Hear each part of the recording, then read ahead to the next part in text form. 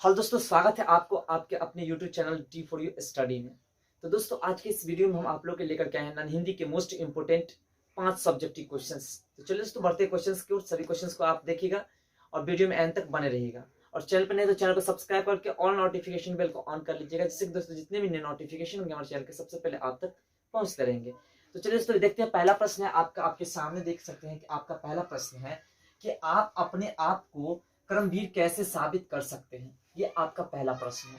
इसका आंसर दोस्तों आपके सामने बहुत सटीकली लेकर के आए हैं और इजी आंसर है, जिसे आप आसानी से याद भी कर सकते हैं और याद करने की आवश्यकता ही नहीं है। बस इसे आप एक बार पढ़ लोगे तो आप समझ जाओगे कि किस तरह से हमें आंसर देना है। इसका आंसर दोस्तों आपका कि हम अपने आप को कर्मवीर है ना साबित करने के लिए असंभव कार्य को संभव बनाएंगे। जो असंभव कार्य होगा उसे हम संभव बनाएंगे। उसके बाद है कि हमारे द्वारा उलझे हुए कार्यों को सुलझाने का प्रयास किया जाएगा। यानी कि हम जो किसी भी कार्य जो उलझे हुए उस कार्य को हम सुलझाने का प्रयास करेंगे। उसका है विरोधियों की अड़चनों से काम के अधूरा नहीं छोड़ेंगे। यानी काम जो है हमारा, जो अड़चन कोई लगाएंगे, कोई विरोधी हमारे जो होंगे जो अड़चन लगाएंगे, उसके अड़चन से हम काम को अधूरा नहीं छोड़ेंगे। उसके बाद दोस्तों कि हम उत्साह और पुरस्कार का परिचय देते रहेंगे। यानी कि जो है हम उत्साह दिखाते रहेंगे। हमेशा कर्मवीर बनने के लिए क्या होता है? उत्साह। तो हम उत्साह दिखाते रहेंगे, हर एक काम को यथासंभव अपने हिसाब से कंप्लीट करते रहेंगे। तो अगला जो आपका सेकंड क्वेश्चन है दोस्तों आपका कि लक्ष्मीबाई ने अंग्रेजों के खिलाफ लड़ाई क्यों लड़ी। यानी कि देखिए, अभी तक आपने पढ़ा कि लक्ष्मीबाई कहाँ की रहने वाली थी, क्या थी। अब यहाँ पर आपका जो क्वेश्चन है वो है कि लक्ष्मीबाई ने अंग्रेजों के खिलाफ लड़ाई क्यों लड़ी, ये आपका क्वेश्चन है। तो चलिए इसका भी आंसर देखते हैं। इसका आंसर दोस्तों आपका आपके सामने है कि लक्ष्मीबाई की शादी झांसी के राजा के साथ बड़ी धूमधाम से हुई थी। लेकिन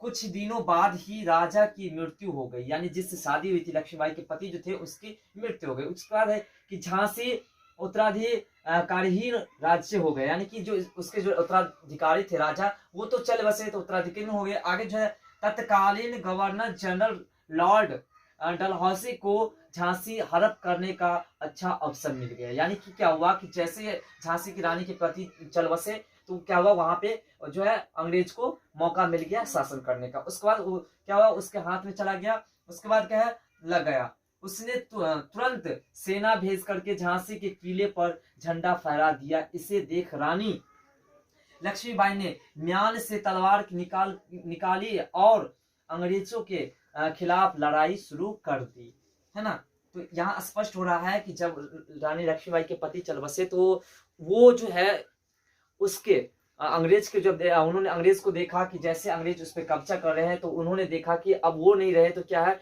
मातृभूमि तो अब हमारी हो गई, और इन्होंने लड़ना प्रारंभ कर दिया। तो यहाँ समझ में आ गया कि झांसी की रानी लक्ष्मीबाई ने अंग्रेज के खिलाफ लड़ना क्यों स्टार्ट किया। अगला जो आपका क्वेश्चन है 3 नंबर कि हिरण का नन्हा क्यों दुखी है। यानी यहाँ हिरण का नन्हा बच्चा हुआ, ठीक है।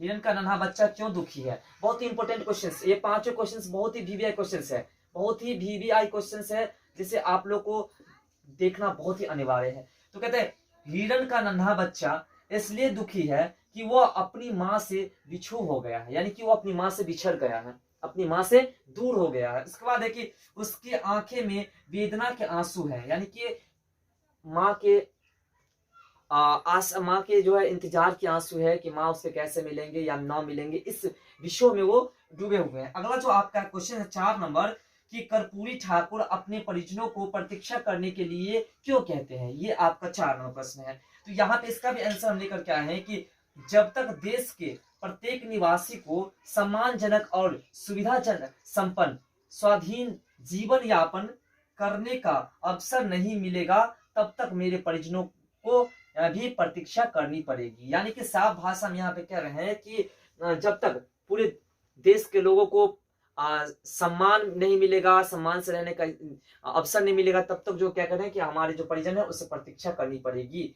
तो ये थे आपके 4 नंबर प्रश्न का आंसर। अब जो आप 5वां प्रश्न है, 5वां प्रश्न दोस्तों आपका कि पीपल के पेड़ हमारे लिए किस प्रकार उपयोगी है। इसका दोस्तों आंसर हम लेकर के बहुत सटीकली आप लोग के बीच कि पीपल का पेड़ हमारे लिए अनेक प्रकार से उपयोगी है। अनेक प्रकार से उपयोगी है, जैसे कि बात करें तो जैसे कि वह शुद्ध ऑक्सीजन हमारे लिए प्रदान करते हैं, यानी हम लोग को शुद्ध ऑक्सीजन प्रदान करते हैं, एवं वो क्या है कि हमारे हिंदू धर्म के अनुसार उसे पूजनीय भी माना जाता है। इसमें और भी जोड़ सकते हैं दोस्तों कि पीपल के पेड़ हमारे लिए अनेक प्रकार से उपयोगी होते हैं, जैसे उसकी लकड़ियां से बहुत सारी सामग्री बनती है।